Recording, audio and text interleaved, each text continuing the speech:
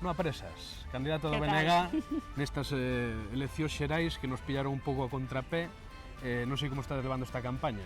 A verdade é que moi ben, con moita intensidade, moi empeñados en facer desta campaña unha oportunidade para falar de Ourense e falar de Galiza e combater esta sensación que hai de que parece que non hai campaña e non se quere que haxa máis que nas grandes televisións. Como se plantexa unha campaña? Tú eres novata nisto, que é a primeira vez que eres candidata a nivel provincial, non a xerais? Non, pero... Non eres. Pois é Romeu. Como se plantexa unha candidatura provincial que abarca un territorio así bastante amplo? Como facedes?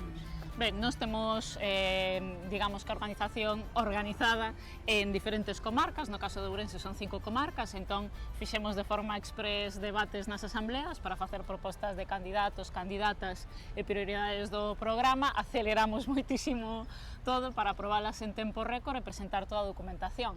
Para unha organización como a nós, que facemos todo nós mesmas, son unhas datas complexas pola proximidade das municipais, que teñen moitísimo traballo tamén no territorio, pero é o que hai, xa aceleramos todo e a por todas.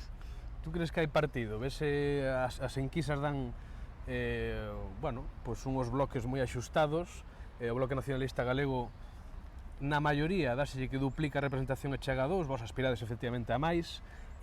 Como ves? Creo non, sei que hai partido, estou absolutamente convencida por varios motivos. Por unha banda está a sensación de rúa, do contacto coa xente, e despois o certo é que temos dous procesos electorais moi recentes, o das municipais e o das eleccións galegas de 2020, onde rompemos todas as enquisas, o BNG continuou sendo unha forza alza e trasladando eses apoios a estas eleccións teríamos escano. E que ademais, por exemplo, eu recordo a campaña de 2020, que eu era candidato ao Parlamento Galego, ningunha enquisa prevía que triplicáramos resultados. E nos advertimos, estamos xogando o último co Partido Popular e fixémolo, o último escano veu para o BNG e restamos o Partido Popular, polo tanto, por que non poder facer agora mesmo? O mesmo que estás dicindo agora, non? Que ese escano, ese terceiro escano que sacaría o PP, que todo apunta, según as enquisas que o sacaría, é o que estás disputando vos, non? Efectivamente, a cuestión é que pola lei electoral o que vemos é que hai un PSOE debilitado, que non vai chegar ao segundo e que estamos disputando nós, que somos a forza política alza, o último cos restos do Partido Popular, porque a formulación electoral, como se reparten os escanos, favorece os grandes partidos, pero somos nós quen pode furar aí para acadar o último escano por Ourense. Sería a primeira vez que o BNG ten un escano por Ourense. Faríamos historia, por que non facer historia? Vimos de facelo coa primeira alcaldesa nacionalista de Santiago, entón, por que non? E cales son, presentastes este decálogo de propostas, máis ben de propostas, de reivindicacións que o BNG tería ali no Congreso. Fai un pequeno resumo, cales son os puntos fortes dese decálogo? Sí, aquí hai unha cuestión, que en Lugo e en Ourense compartimos ser, dentro da discriminación que se fai de Galiza, os máis discriminados, non? Temos peores índices económicos, peores índices poboacionais, etc. E iso é así porque quen representa Ourense, cando vai a Madrid, olvídase de onde escollido, non? E o que escollemos agora é quen nos representa no territorio, non quen preside o goberno. Polo tanto, nos enfocamos a campaña en chave de propostas para Galiza e para Ourense, non? Entón, creemos que Ourense necesita máis que ningunha outra parte romper con ese bipartidismo clásico. En ese sentido, presentamos un decálogo que entendemos que ten que apostar por dar un cambio de rumbo para Ourense, que a longo prazo pois revirta a situación na que estamos, non? Entón contemplamos desde prepararnos para o cambio climático, porque a nos estamos afectando máis xa que o resto do país, no sector agrogandeiro, na saúde das persoas, no medio ambiente, a cuestións de racionalidade, como que os ríos de Ourense sexan xestionados desde aquí. Cuestións importantísimas para nós, por exemplo, subir as pensións mínimas. Temos as pensións máis baixas de todo o Estado. Tamén avanzar en dereitos sociais, non? Cuestións como que, por exemplo, Ourense non teña un xulgado exclusivo de violencia machista. Todo iso, pois, concretámolo nun decálogo que é longo e intenso, pero que basicamente é cumprir coas cuestións pendentes en infraestructuras e tamén apostar por unha discriminación positiva en orzamentos, nos fondos europeos e contribuir a que nesta parte do país teñamos emprego, volva a xente e teñamos un futuro. A miña pregunta é como pode ser útil un grupo galego que o que aspirades, non? Un grupo galego do BNG no Congreso, nun escenario no que a dereita pois teña, quizáis non maioría absoluta, pero si unha maioría para gobernar. Como pode ser útiles nese contexto? Nós temos claro que non vai haber maiorías absolutas. Iso é evidente. Os dous grandes candidatos que tiveron cara a cara van necesitar dun punto de apoio por un lado ou por outro. Entón, aí hai dúas posibilidades. Que o BNG sexa determinante para frear a dereita e garantir pois un goberno alternativo, aí estaremos se esas circunstancias se volven dar, pero cantos máis teñamos, máis capacidade de presión imos ter, porque neste mandato anterior vimos que o Partido Socialista incumplía cousas, con Ourense, por exemplo, non cumpriron en materia ferroviaria, non cumpriron con ese xulgado de violencia, etc. E se non hai posibilidade dun goberno alternativo á dereita, que eu estou convencida de que sí, e que ademais se vemos a foto do Estado, é precisamente o sitio onde hai nacionalismo, Euskadi, Cataluña, Galiza, onde se frea esa entrada de extrema dereita con intensidade.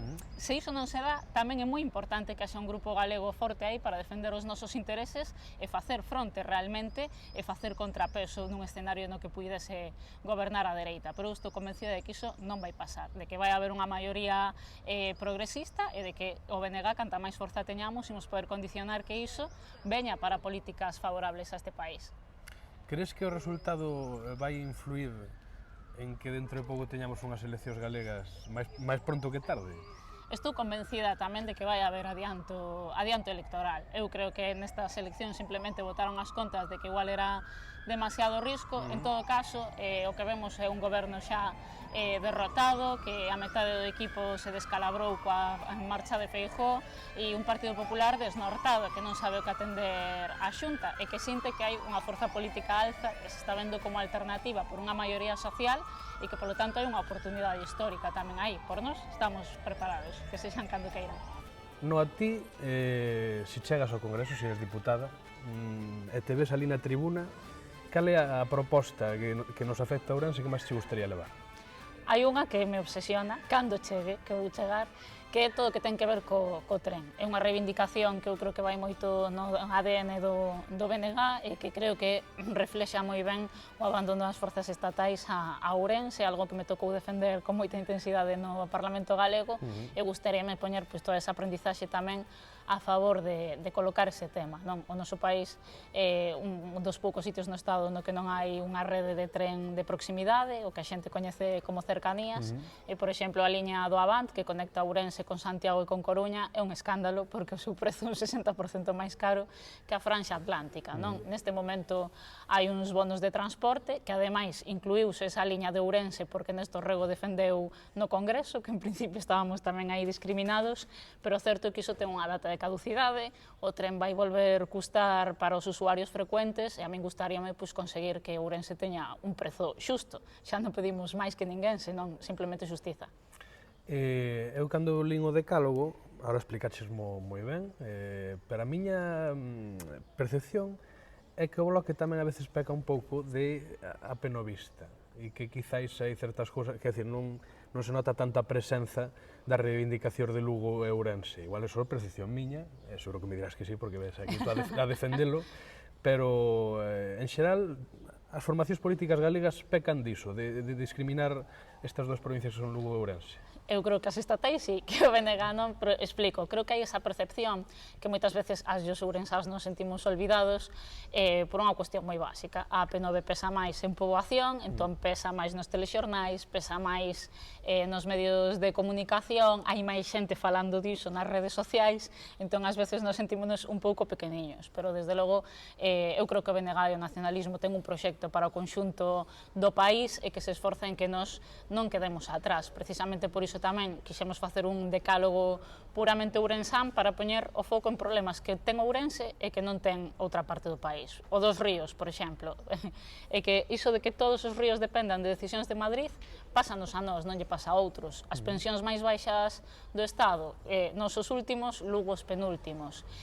Cuestións, por exemplo, da perda de superficie útil no medio rural, problemas de incompatibilidades de axudas co viñedo ourensán porque se pensa para as zonas de Castela. Son problemas moi ourensáns, non? Entón, por iso tamén nos falábamos de ourensanizar a campaña, porque se xa se fala pouco ou nada de Galiza, de Ourense parece que menos. No decálogo tamén falaba desde bueno, de promover a transferencia, de facer como unha reunións bilaterais co Estado e transferir ata 35 competencias. Entre elas, por exemplo? Sí, no decálogo galego é unha cuestión a que lle damos importancia, porque o certo é que mentre outros países, outras partes do Estado, como o País Vasco, avanzaba, nos fomos quedando atrás. O goberno de Feijóo estivo 14 anos na Xunta e conseguiron 0 competencias, o sea, nin o máis mínimo avance, non só iso, senón que se deron paso atrás en cousas que dependían de nós e agora dependen do Estado, non? Entón, para nós hai cuestións como, por exemplo, o ferrocarril, que debería estar organizado desde aquí, cuestións como o que falábamos dos ríos, ou algo tan elemental como que se a Xunta ten as políticas sociais na súa man, por exemplo, a xestión do ingreso mínimo vital, se fose directamente desde aquí e se compatibilizase coa Risga, sería máis eficiente e axudaría a xente a ter unha vida mellor, non? Moitas veces parece que isto das competencias é un debate abstracto, que é unha cuestión simplemente de pose, pero non, é que realmente axuda a que a xestión política sexa máis eficiente, máis próxima e tamén para decidir sobre cousas que nos afectan, non como a enerxía.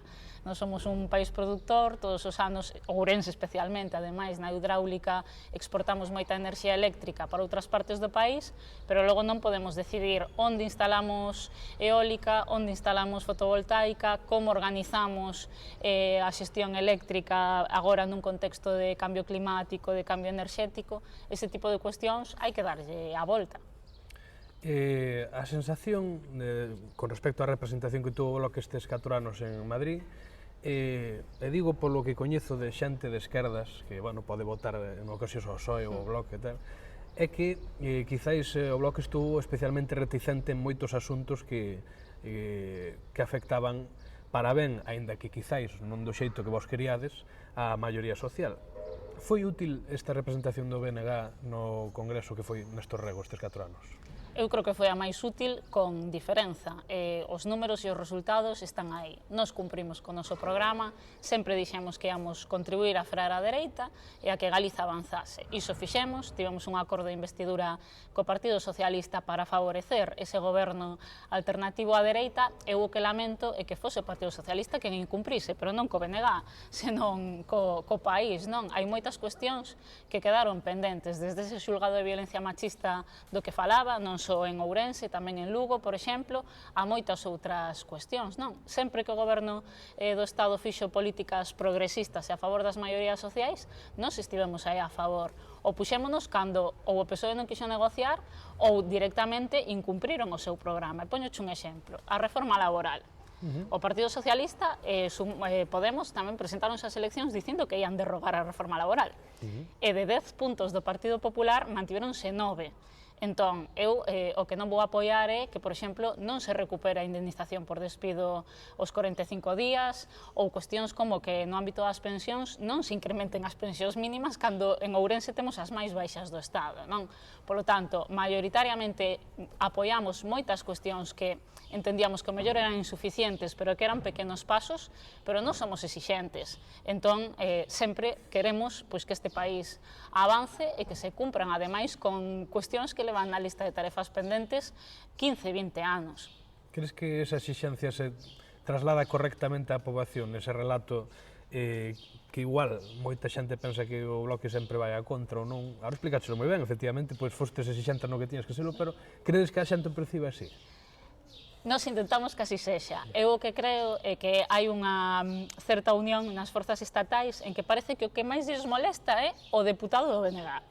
E iso ten que ser por algunha razón, non? Iso ten que ser porque somos esa pedra no zapato que está recordando: ei, este país existe, aquí a xente está o pasando moi mal para chegar a fin de mes, agora que se fala da crise de prezos é máis intensa en Galiza que noutros puntos do Estado, e aquí hai que cumprir se quere o noso voto. E creo que hai outros que teñen máis altofalantes para colocarnos a nós como responsables dos seus incumprimentos, pero se precisamente todo o mundo coñece, fala do deputado do BNG, é porque estivo aí traballando e matracando para que se cumprise con este país e, ademais, freando, insisto, á dereita. E niso non fallamos. Eu sei que hai xente que pode ter algunha diferenza co BNG, que pode non sentirse nacionalista, pero eu o que lle digo a esa xente é que neste momento no que é tan importante co que está pasando, que se defenda os intereses das maiorías sociais e deste país, nos niso non imos fallar.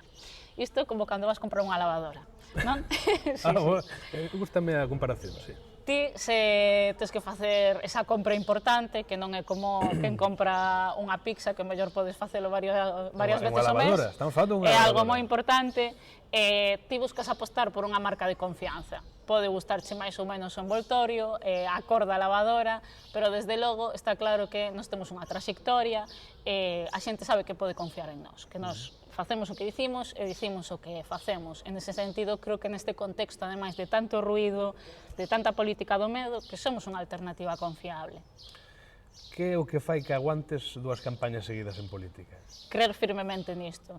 Eu estou absolutamente convencida de que ter escano por Ourense é o mellor que lle pode pasar a Ourense e que pode axudar a colocarnos aí na xenda e a seguir cara adiante. Eu estou convencida de que BNG é unha ferramenta moi útil. Eu agora neste momento da miña vida podría estar máis centrada na miña vida persoal, na miña vida profesional, noutras cuestións menos exixentes. É certo que ser cargo institucional cando menos do BNG absorbe moito, pero creo absolutamente nisto, estou absolutamente convencida e, polo tanto, sinto que é o meu deber e que paga a pena, porque o certo é que logo hai cousas que se consiguen, non? Aquí vivimos moitas veces instalados na derrota, no discurso da derrota, pero logo cando ves que da man tamén dos movimentos sociais se consiguen cousas, se avanzan polos dereitos das mulleres, conseguese que ese hospital de Verín non pecha a sala de partos, pequenos pasos como que hoxe había do tren este en obras entre Ourense e Lugo, é porque o BNG estivo en Madrid e puxo iso no acordo de investidura, ou algo que pode parecer unha tontería, como que se comprometese o goberno a que as oficinas para a tramitación da PAC ian garantir a atención presencial e non obrigar a atención telemática, iso é algo que vai axudar a centos de gandeiros en Ourense. Para min iso é unha satisfacción. Son pequenos cambios que a veces tardan en verse, pero que melloran a vida da xente. Antía, vouche pedir que poñas o por 2, e que fagas un primeiriño plano de Noa, e Noa, pois, diríxete á xente.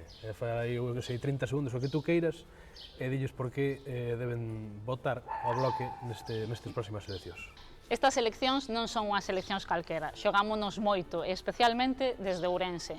Eu o que lle pido é que toda esa xente a que lle doe a discriminación de sempre de Ourense, que está preocupada tamén polas ameazas de retrocesos sociais, especialmente para as mulleres, e que quere frear a dereita e ao mesmo tempo que se defenda este país e que se defenda Ourense, que confíe no BNG.